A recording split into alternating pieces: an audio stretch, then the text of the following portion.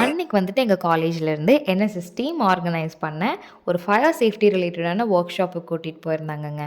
Actually நாங்கள் அது ஒரு மினி ஐவி மாதிரியே ஆக்கிட்டோம். நாங்கள் பாட்டுக்கு பாட்டு பாடுறது, நாங்கள் பாட்டுக்கு என்ஜாய் பண்ணுறதுன்னு எங்களோட ஒரு ஜோனில் இருந்துட்டு இருந்தோம். And to talk about the session was top நாட்சுங்க. நாங்கள் ஒரு 2 hours தாங்க அங்கே பேர்லி ஸ்பெண்ட் பண்ணியிருப்போம். பட் ஆனால் நாங்கள் அங்கே கற்றுக்கிட்ட விஷயம்னு ஒன்று இருக்குது இல்லையா, அது எங்களுக்கு லைஃப் லாங் வரப்போகுது. ஸோ இந்த மாதிரி ஒரு தரமான ஒர்க் ஷாப்பை கண்டக்ட் பண்ண என்எஸ்எஸ் டீம் எனக்கு காலேஜ்க்கு ஒரு ரொம்ப பெரிய தேங்க்ஸ் சொல்லியே ஆகணும் கண்டிப்பாக. அண்ட் அந்த ஆஃபீஸர்ஸ் பற்றி சொல்லணுன்னா, ஆக்சுவலி முதல்லே நமக்கு வந்துட்டு இந்த மாதிரி சர்வீஸ் ஃபீல்டில் இருக்கவங்க மேலே ஒரு தனிப்பட்ட ஒரு மரியாதை எப்போவுமே இருக்கும். எனக்கும் அப்படி தான்.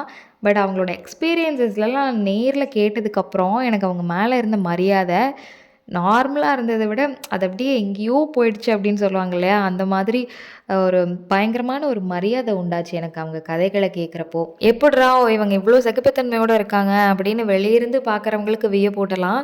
பட் ஆனால் இந்த ஃபீல்டை பொறுத்த வரைக்கும் நிறைய குவாலிட்டிஸ் முக்கியங்க. அதில் ஒரு முக்கியமான குவாலிட்டி அப்படின்னா சர்வீஸ் மென்டாலிட்டி தாங்க.